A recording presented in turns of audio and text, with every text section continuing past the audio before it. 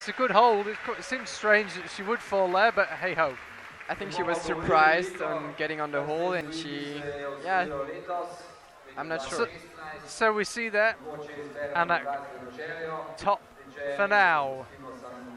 So Julia Chanody, she'll be watching this nervously. 8th place. I have to say, the way that Janja Garnbret's climbed this year, I think Julia might well be disappointed. It would be a big surprise if Janja was not to make the final here in Kranj. I think she only made podiums this year except in IMST. I think IMST was the only World Cup where she didn't make podium. She made finals the whole year through, so there are a lot of chances to see her tomorrow in the finals. Yeah, her results this year are frankly ridiculous. I'll quickly run you through them while she's on this lower section of the route. So she started out giving bouldering a go. 5th and a 2nd in the 2 World Cups. She entered European Youth Cup in lead in IMP. She won that. She then won the World Cup in Chamonix, the one in Villars, the one in Briançon. Her version of a bad day in IMPS, where she got 5th. And then it was 3rd in Arco, won the World Championships, won the World Cup in Xiamen to claim the overall title in the Women's Lead World Cups, and then won bouldering and lead in the Guangzhou Youth World Championships, and now she's here in Kranj. Not bad. Not bad. Not bad.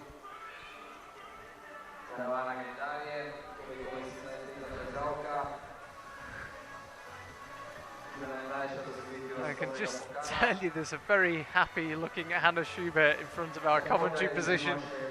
She got here about 15 minutes ago. She's been chatting to Molly Thompson-Smith and hasn't stopped smiling since she got here.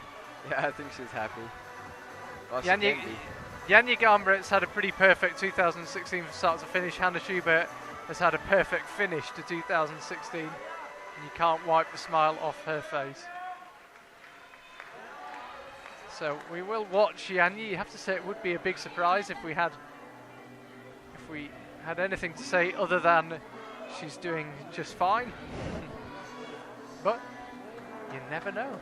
This move up to the next volume has caught out a few very good climbers so far today. Yeah, it's interesting to compare with the other girls and see how she's just sometimes cruising some really hard sequences.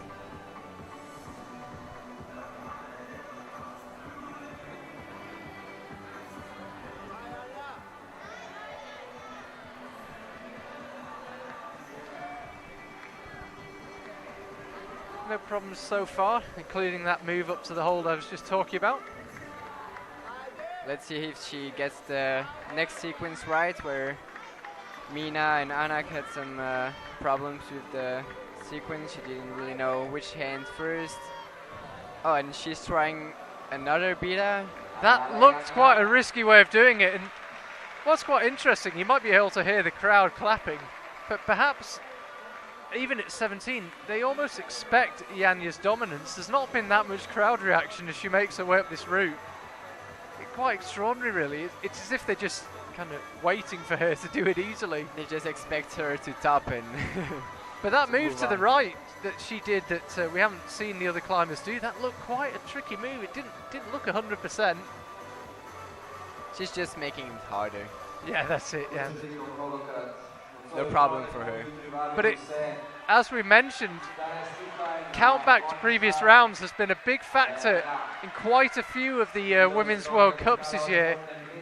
And Anak Verhoeven has been caught out by that, and she didn't manage to top the route here. She had her hand on the top hold, but didn't top the route. And you hope that won't come back to haunt her, because it wouldn't be the first time this year. So let's see if Janja can add another top this year. The route setters believed she would top the route. Will they be right? We shall see. Hasn't looked overly taxed up to this point. She'll certainly be in the final. Can she top the route? Eyes to top hold. Oh. There it is, and Anak Verhoeven will be watching. She'll be watching that and thinking, I really wish I'd stuck that top move. We'll see, it's a long way to go, and tomorrow is a new day, but that's a big statement from Janja Garnbret.